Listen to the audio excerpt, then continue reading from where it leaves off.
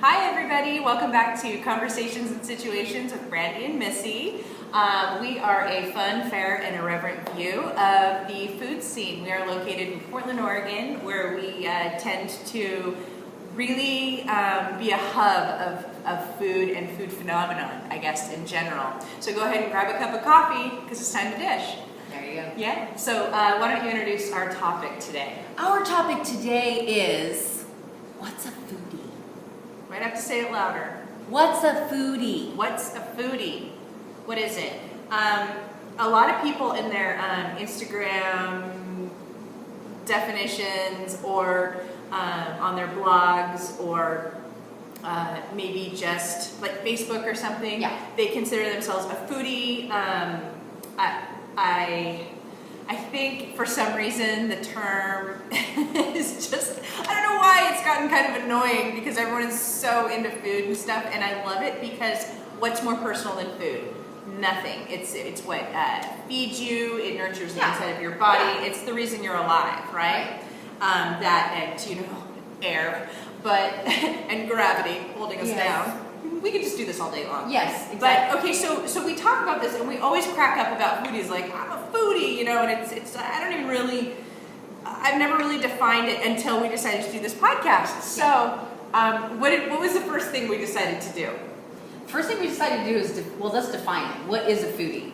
So we also thought it would be really funny if we each wrote a definition and then read it out loud on the air. So I have Brandie's definition of what is a foodie, and she has mine. So who wants to go first? Okay, I'm gonna go first. Okay. I'm so short. I feel like it's the Oscars night. I know, the winner is foodie. Definition. A term a person gives oneself when one believes that one knows a buttload about food. And then what did I write in parentheses? Can I say buttload? Can I say buttload? Which is a really gross expression when you're talking about food. But yeah, I just feel like it's a term that, like, if someone believes they know a lot about food, that they would call themselves a foodie. Yes. Now, I'm interested, since you are probably, I talk more, but you're probably more wordy than me. Maybe. Boink, boink. Maybe. Perhaps. Open the Bible up and see what's in here. Okay, what is a foodie? Oh, okay. A food snob. Overly absorbed in all things food, refuses to eat with mere mortals, and turns their nose up at a family barbecue. Is overly picky, critical, and generally a pain. Would never dream of shopping at a supermarket chain. Chill out. Seriously. So you can imagine when people call me a foodie, I have to, It's so angry, it's hot. I have like this reaction of like, don't call me that. Ew. Because it's got a really negative thing. It really does. Yeah. It does. And I might have gone a little bit, thrown a softball at you, but that's why Brandie's here. She's, yes. Can we go David Letterman? Ching, goodbye. Okay, so it didn't work. So she feels like it's a food snob. I feel like it's a derogatory. I feel like it's like a personal credit, like a credit that someone gives themselves. But whatever. I mean, in the end, it doesn't really matter. But we thought we would do you one bigger, one more solid on this show. We thought that we would put together what we're calling the Foodie Pyramid. All right.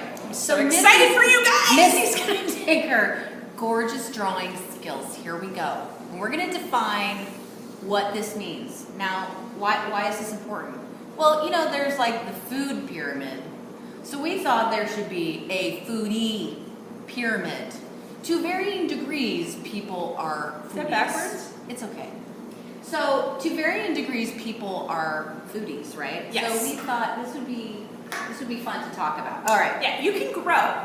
So this is the pyramid, and we picked a pyramid because, as you know, you should take all items like this from Egypt, and a sphinx is too hard to draw.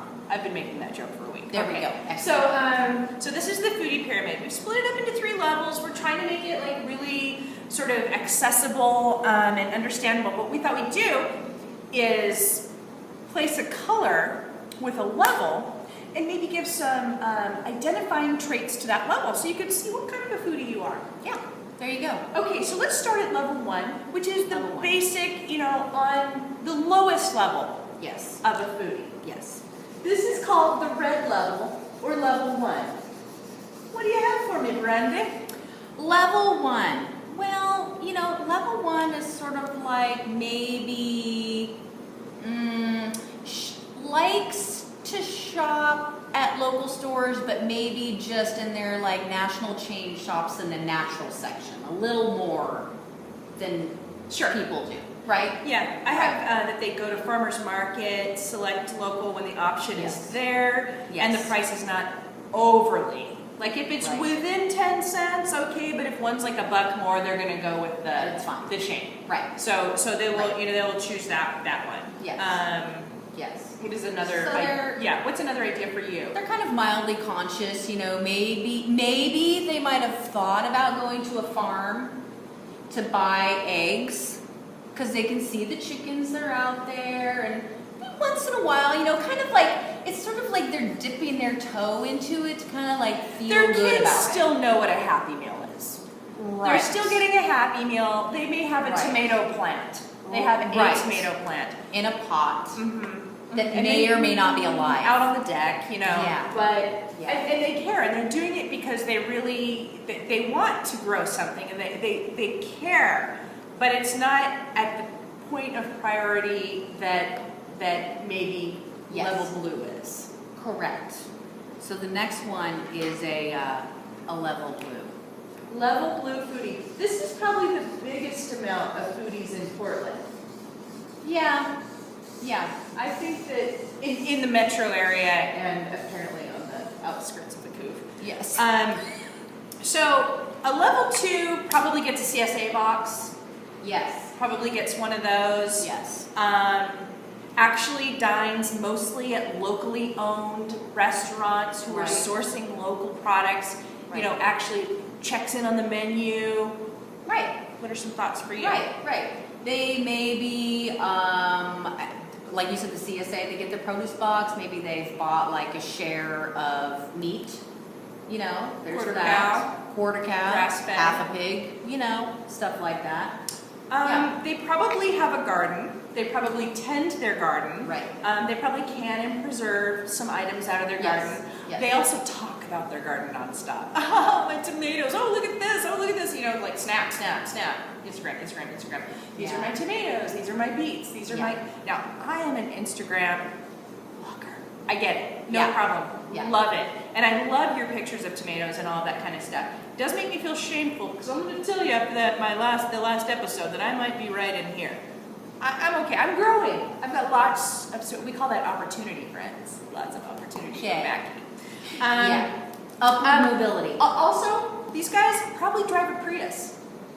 Probably have like a Prius or something along those lines. Yes. Sort of efficient. What kind of car do you have? We would say... Do you have like a fun little... No, I don't. I have a Subaru right now. Okay. But sort of outdoorsy, but we never take it outdoors. That's okay. So that is a perfect gateway to the echelon. Upper echelon. the upper echelon. Level Green level. Green level. What does green stand for? Yeah, moolah, people. So it's not cheap to be level green. Cash money, baby. Yeah. Cash money. Yeah. So these are people who, maybe, I'm going to be honest, I envy a little bit, because they're taking food-based vacations, Absolutely. cruises to Greece. They're learning how to make pasta in Italy. Yeah. God bless them. God bless them. Yeah, and they actually purchase the pasta machine and have it sent back to their home, because they actually are going to make that pasta for a dinner for 20 that they're actually going to cook themselves. These are the people you want to be friends with. Mm-hmm. You got to know one green level. Yeah. You got to go to their house for dinner. They very likely will take a trip to France to meet a cheesemaker. Yes. And then they will study under the cheesemaker. And then they will come back and open a cheesemaking business and make even more money. This is a green level, level 1 foodie. Right. It's a very small space at the top of the food. There's not very many of these. I, in any fact, of those don't know things. any of them. Do you know a green level? I don't. No. I get their email. I'm on their email list. Yeah. Yeah. But no, we don't hang out socially. Yeah. We're not tight. So, okay, so 3 levels. I mean, they're all great because the great thing about living in the Pacific Northwest is that we all do tend to care and we do Yes. tend to try. Yes. And a lot of the times this is in conjunction, unfortunately, with financial situation. Yes. Because it's really hard to be this if you're on this budget. Yes. So just know that every little decision you make is just the smallest little thing And is it's okay. good. That's great. Okay. Yeah. Yeah. 1 tomato plant, good for you. I hope that is the best caprese salad you ever had in your life, Right on. and I support it. And this is not a rip on the people, on anybody, because I'm right here. Yeah. Brandie's Yeah. up here. But we just wanted to define what foodie is and what a foodie pyramid is. So there you go. So there you go. Go forth and prosper, as Hey. they say. Hey! That's the Conversations and Situations Foodie Pyramid. Thanks, Vanna. That's nice. That's very nice. Well, hey, thanks for joining us for this episode of Conversations and Situations. Okay. Yeah. Oh, and you can find more podcasts on our website. Just go to conversationsandsituations.com. Yes. You can find us on Twitter at Convositch, CONVOSITCH, and Facebook. Conversations and Situations. Situations. Just search for it, you'll find it. Yeah. Okay. So we'll see you next time, everybody. Bye. Thanks.